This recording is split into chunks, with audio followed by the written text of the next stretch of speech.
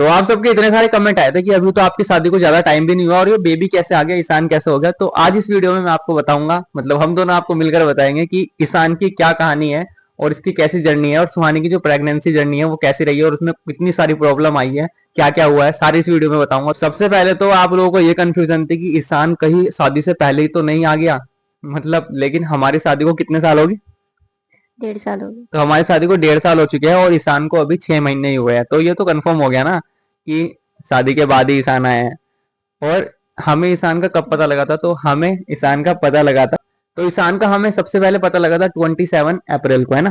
27 अप्रैल को। हाँ, और 27 तारीख का हमारी लाइफ में बहुत बड़ा रोल है, क्योंकि हम 27 फेब को मिले थे, 27 अप्रैल को पिछले साल ही हमें पता लगा था। और जब हम 7 साल पहले मिले थे 27 फरवरी को, और ईशान ईशान की बर्थ डेट भी 27 नवंबर ही है।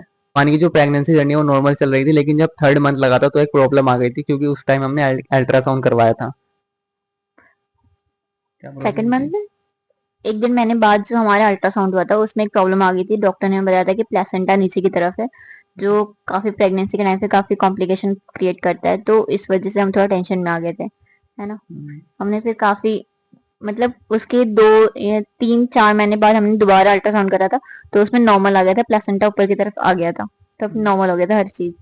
तो कोई डर नहीं लेकिन लगा। इस चीज से बहुत टेंशन में भी आ गए थे हमें ना, कि आगे क्या होगा। स्टोरी में आगे बढ़ने से पहले मैं आपको कुछ बताना चाहती हूँ कि प्रेगनेंसी टाइम पे मेरे फेस में काफी ज्यादा दिक्कतें हो गई थी। पिगमेंटेशन और डार्क सर्कल्स भी बहुत ज्यादा हो गए थे। तो होम रेमेडीज मैंने काफी ज्यादा ट्राई करी, पर वो कोई भी यूजफुल नहीं हुआ, क्योंकि काफी ज्यादा हो गए थे इस वजह से। तो मुझे डॉक्टर की हेल्प लेनी पड़ी, क्योंकि मुझे क्योर स्किन की एड दिखी, तो मैंने उसे डाउनलोड करा प्ले स्टोर से। उसके बाद उसे साइन अप किया एंड जनरल सिलेक्ट किया। उसके बाद फिर मुझे 2 ऑप्शन आए, एक हेयर ट्रीटमेंट के और एक स्किन ट्रीटमेंट के। तो स्किन ट्रीटमेंट को मैंने सिलेक्ट किया। उसके बाद चैट ओपन होगी, उन्होंने मुझसे प्रॉब्लम पूछा, मैंने अपनी सारी प्रॉब्लम बताई, जो भी मुझे प्रॉब्लम हो रही थी, पिगमेंटेशन या जो भी हो रहा था। फिर उन्होंने मुझसे पूछा कि कोई प्रोडक्ट वगैरह यूज करते हो नहीं करते हो। फिर सारी डिटेल लेने के बाद उन्होंने मुझसे फोटो मांगी, फ्रंट की और साइड की। सारी फोटो देने के बाद एआई ने डिटेक्ट करा मेरी फोटो को, रिपोर्ट बनाई 5 मिनट्स के अंदर ही। रिपोर्ट को देखकर डॉक्टर ने मुझे एक किट सजेस्ट की, जो कि 2100 की किट थी। तो ये है वो किट जो 3 से 4 दिन में मुझे रिसीव हो गई थी क्योर स्किन की तरफ से। तो मैं आपको दिखा देती हूँ मुझे इसमें क्या क्या रिसीव हुआ है। तो आप देख सकते हो, ये है फेस वॉश, जो मुझे फेस वॉश उन्होंने सजेस्ट किया था, और ये है सनस्क्रीन, और एक जेल भी दिया था, हाइड्रा जेल।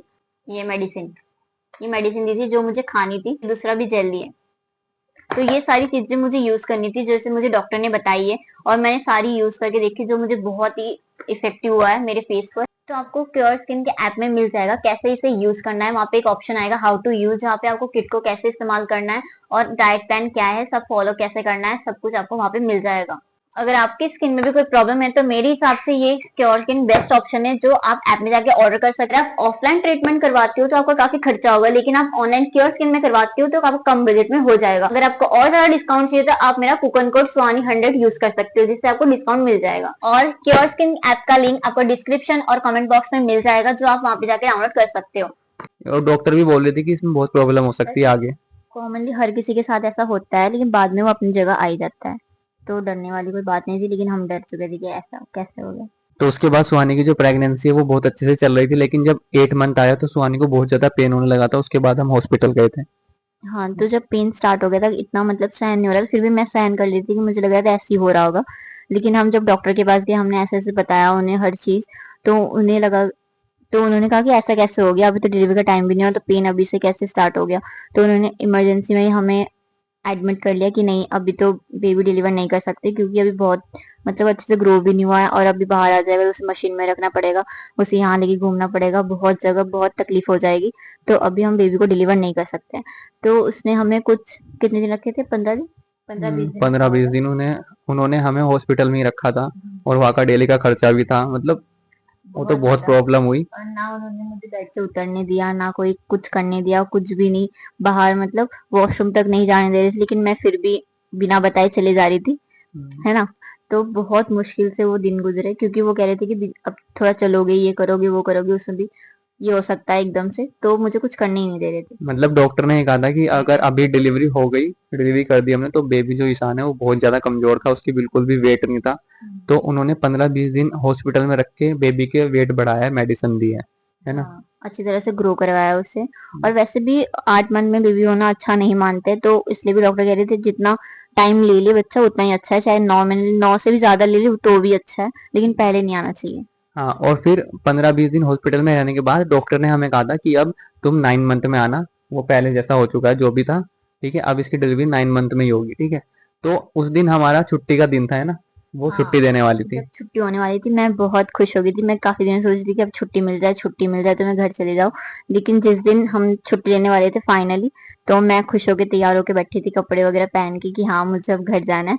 तो जब वो अल्ट्रासाउंड की रिपोर्ट आई, हाँ उन्होंने करवाया था, तो तुरंत ही ये डॉक्टर के पास ही थे, तो वहां से मुझे नर्स वगैरह ने बोला कि मतलब ये जहाँ पे एडमिट होते हैं ना प्रेग्नेंट लेडीज, वहां पे एडमिट थी, और मैं डॉक्टर के पास था, और वहीं से डॉक्टर ने फोन कर दिया कि डिलीवरी करवा दो, इसकी डिलीवरी के लिए रेडी कर दो। जबकि मेरे पास कोई तैयारी नहीं थी, क्योंकि मैं तो इसी चीज से आया था ना हॉस्पिटल में कि अब सुहानी को घर लेके जाऊंगा। अभी डिलीवरी का तो कोई बात ही नहीं है, क्योंकि वो तो 9 मंथ में बताई है अभी, है ना। हाँ जी, ना मतलब दिसंबर के 27 की डेट दी गई थी हमें। हाँ, 27 दिसंबर, मतलब 1 महीना था पूरा बीच पूरा में। 1 महीना होने वाला था। तो उसी दिन मुझे 9th लगा था, जस्ट एक एक ही दिन भी नहीं हुआ था, हाफ डे हुआ था बस। तो उसके बाद क्या हुआ, तुरंत नर्स ने आके मुझे कहा कि ऑपरेशन के लिए तैयार, मतलब तैयार होने चले जाओ। मैंने कहा क्या ऑपरेशन, क्यों, अभी तो घर जा रहे थे हम। तो कुछ समझ में नहीं आया। उन्होंने कहा हमें नहीं पता, डॉक्टर का फोन आया, तुरंत ऑपरेशन करवाना पड़ेगा, बहुत इमरजेंसी है। तो मैं डर गई थी काफी, क्या करना है क्या नहीं, कुछ माइंड ब्लैक हो गया, मतलब ब्लैंक हो गया था, कुछ समझ में नहीं आ रहा था कैसे करना है हैंडल। आगे आप बता दो। और मेरा तो बहुत बुरा हाल था, क्योंकि डॉक्टर ने मुझे कह दिया था कि वो जो क्या होता है पानी होता है, तो वो बहुत ज्यादा कम हो चुका था, और उसने ये बोल दिया था कि अगर हम 10 मिनट भी रुक गए तो बेबी को मतलब हम नहीं वो कर सकते, ठीक तो है। वो चीज मुझे नहीं पता थी, मुझे सिर्फ इतना इन्होंने बोला आके नर्स वगैरह ने कि तुरंत आपको तैयार होना है और ऑपरेशन अभी के अभी मैम आ रही है और ऑपरेशन अभी ही करना है। तो मैंने, पता नहीं क्या हुआ, तो फिर बाद में मुझे तो कुछ समझ में नहीं आ रहा था। मैं तो तैयार होके बैठी थी फोन लेके भी, चलो अब तो जाना ही है, लेकिन बस खोना पड़ा तैयार होना। मतलब मैं इतना वार्ड में आया ना, जो वार्ड में एडमिट होता है, इतना सुहानी को उन्होंने रेडी कर दिया था ऑपरेशन के लिए, ठीक है। और डॉक्टर भी उधर से अपना पोशाक वगैरह पहन के आने वाली थी ऑपरेशन के लिए, और मेरा माइंड बिल्कुल ब्लैंक था कि एकदम से क्या हो गया। क्योंकि डॉक्टर ने मुझे कहा था, दूसरी दूसरे हॉस्पिटल से भी एक डॉक्टर आई थी, उसने ये कहा था कि अगर हम थोड़ी सी भी देर करेंगे तो बेबी की कोई गारंटी नहीं है। तो इस पानी वजह से, बिल्कुल ही खत्म हो चुका था, तो इसलिए हाँ, हमें जल्दी से ये करना पड़ा। तो उन्होंने कहा था कि दोपहर तक भी टाइम नहीं है, तो हमें जल्दी से जल्दी अभी के अभी तुरंत करना पड़ेगा।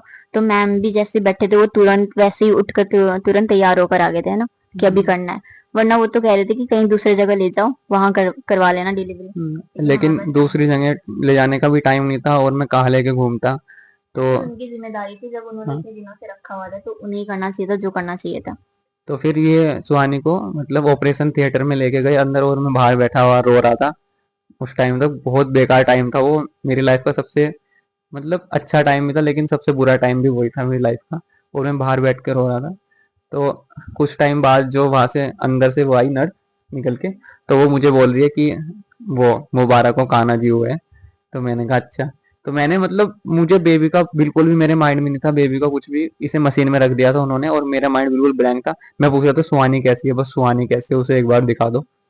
तो उसके बाद है ना, उसके आधे घंटे बाद, जब बेबी की खबर दी थी, उसके आधे घंटे बाद इन्होंने सुहानी को बाहर लाके दूसरे रूम में शिफ्ट कर दिया। तब तक इसे होश नहीं थी, ये बेहोश थी, है ना। नहीं, जब वो मुझे अंदर लेके गए तो क्या हुआ था, मैं तो काफी डर रही थी, तो मुझे समझ में नहीं आया था क्या हुआ, लेकिन वो जो ऑपरेशन से हुआ है ना, तो उन्होंने जब मुझे इंजेक्शन दिया तो सारे मेरे पैर तो शून्य हो चुके थे, मुझे कुछ समझ में नहीं आ रहा था। लेकिन मैं काफी डर डर रही थी, पता नहीं कैसे होगा, क्या इमरजेंसी आ गई, ये सही होगा या नहीं होगा। तो मेरे मन में अचानक से भजन चलने लगा, मैं गाती रही मन मन में चलता रहा। तो सब कुछ अच्छे से हो गया। जब इसे मतलब डॉक्टर जब इसे उठा रहे थे, तब उन्होंने अलग सा बिहेवियर किया, तो मुझे लगा क्या हो गया, ये सही है या नहीं है, ऐसे क्यों कह रही है डॉक्टर। तो उसके बाद लेकिन सब कुछ सही से हो गया था, ये सही था, सब कुछ ठीक था। तो इसे मुझे दिखाया, मैंने पूछा भी उनसे कि गर्ल है कि बॉय, तो उन्होंने मुझे बताया नहीं, कहा कि थोड़ी देर में दिखाएंगे। तो फिर उन्होंने, एक नर्स ने मुझे उठा के इसका फेस दिखाया अच्छी तरह से क्लीन करके, तब मैंने इसे पहली बार देखा था अंदर ही। हम्म, और लेकिन मुझे इसका बिल्कुल भी मेरे माइंड में था, मुझे मेरे माइंड में था सुहानी ठीक है, बस सुहानी ठीक होनी चाहिए ऐसा। और मैंने डॉक्टर के आगे हाथ भी जोड़े थे कि प्लीज जो करोगे अच्छे करोगे, बस मैं भगवान के भरोसे बैठा हुआ था कि जो होगा ठीक होगा। और फाइनली सुहानी भी ठीक थी और बेबी भी ठीक था। और उस टाइम ईशान का वजन ठीक था जब ये पैदा हुआ था ना, तो ईशान का वजन बहुत अच्छा था, लेकिन इसका वजन फिर कुछ दिनों बाद कुछ मतलब दिनों बाद डाउन होने लगा है आने हॉस्पिटल के डाउन आने के बाद। ये उसके हॉस्पिटल बाद का एक अलग ही नेचर था, हाँ, तो वातावरण थे, और घर में आते ही एकदम वो डाउन होते ही चले गया, तो इसलिए ऐसा दिख रहा था पहले, और अब थोड़ा बेटर दिख रहा है। तो ये पूरी जर्नी थी प्रेगनेंसी की जर्नी, इसमें बहुत कुछ हुआ है और हमने सिर्फ आपको 10% ही बताया है, इसका 90% तो मैंने बताया नहीं है, क्योंकि बहुत कुछ हुआ है, बहुत कुछ। लेकिन इतना होने के बाद, इतनी कॉम्प्लिकेशन आने के बाद, कट पिटने के बाद, अगर वो चीज तुम्हारे हाथ में ना आए तो बहुत वैसा लगता है, लेकिन हर चीज सही रही, हर चीज मतलब निपट गया जैसे मतलब इतनी प्रॉब्लम होने के बाद हमारा बच्चा ठीक था, हमें इस बात की बहुत ज्यादा खुशी थी। और चीज तो रिकवर हो ही जाएगी, लेकिन मेरे पैसे भी बहुत लगे थे उस टाइम, जो भी मैंने सेविंग की हुई थी सारी लग गई थी हॉस्पिटल में। तो हॉस्पिटल में तो लगती है। हाँ, लेकिन क्योंकि वो हॉस्पिटल भी प्राइवेट हॉस्पिटल था, गवर्नमेंट हॉस्पिटल नहीं था, क्योंकि अगर गवर्नमेंट हॉस्पिटल होता तो क्या पता क्या हो जाता, क्योंकि वहाँ पे इतनी फैसिलिटी नहीं होती ना, वो इतना ज्यादा ध्यान गवर्नमेंट देते। में एक बार गए थे हम, तो वहाँ इतनी लाइन थी कि मतलब हमारा तो टाइम भी नहीं आया कि हम डॉक्टर से जाके मिल भी ले एक बार, है ना। वहाँ पे मतलब एक डॉक्टर के ऊपर ही 10 लोग खड़े थे, मतलब बहुत बुरा हाल था हम गवर्नमेंट एक बार हॉस्पिटल गए में। थे वहाँ पता लगाने की कैसे क्या डिलीवरी का, हम वहाँ पे एक बार गए थे, तो उन्होंने हमें सीधा मना कर दिया कि नहीं अभी नहीं, जहाँ तुम चेकअप करवा रहे हो वहीं से दिन देख रहे ऐसा। तो बस यही था प्रेगनेंसी की जर्नी, और वीडियो को आप लाइक कर देना, और आप बोले थे कि लव स्टोरी का थर्ड पार्ट लाने के लिए, तो इससे नेक्स्ट वीडियो में हम वो पार्ट लेके आएंगे। तो मिलते हैं आपसे अगली वीडियो में, तब तक के लिए बाय बाय, राधे राधे।